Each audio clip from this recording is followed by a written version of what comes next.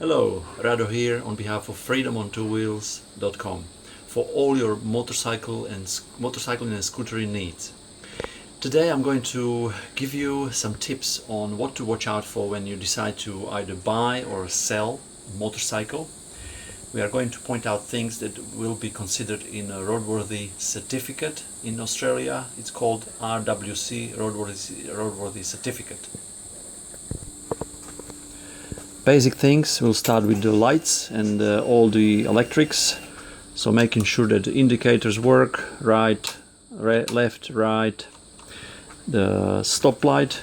If you are not sure how to do the stoplight, you can put your hand like this at the back if you can't reach, and just see the reflection of the stoplight in your hand. So that's rear and front.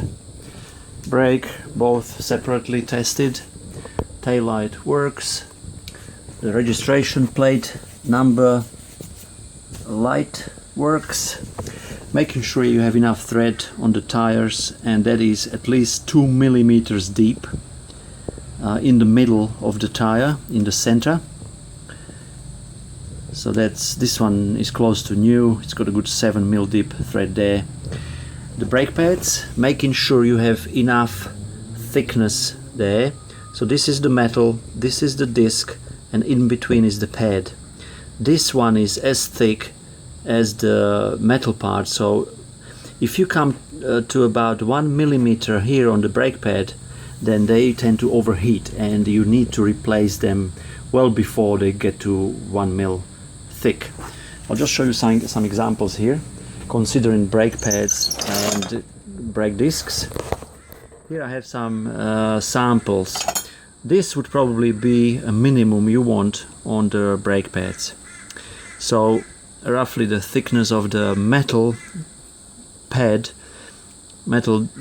part, and this is the thickness of the pad. So minimum roughly 1 millimeter. Here these people have gone too far. You can see grinding metal on metal. They overheat badly. They make a very loud scraping noise. It's really easy to notice when your brake pads are completely worn out. Brake pads are relatively cheap. It's the brake discs that get damaged when you start scraping metal on metal. See, the thickness of this disc is really like it's very thin and very groovy. See how it got embedded into the disc. So watch out for your brake pads and brake discs. This is metal on metal.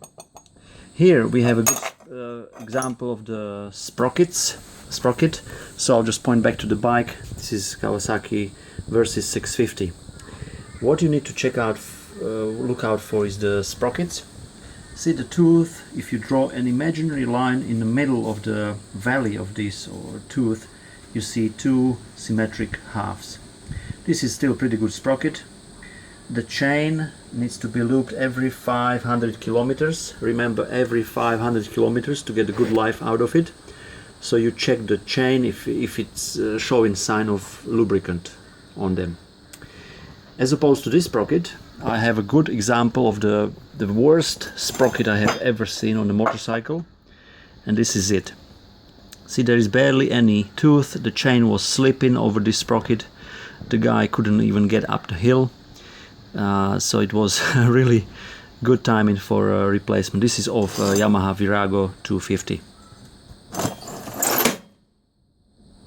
Now moving on to the chain slack. This one is ideally 25 to 35 mil. The best thing to check the tightness of the slack of the chain is to sit on the bike and balance it nicely, and with the left finger slightly moving up and down in the middle, and it should be showing 25 to 35 mil, and this is within the range. Okay, we can't see the front sprocket, but that will be reasonable comparing to the rear one.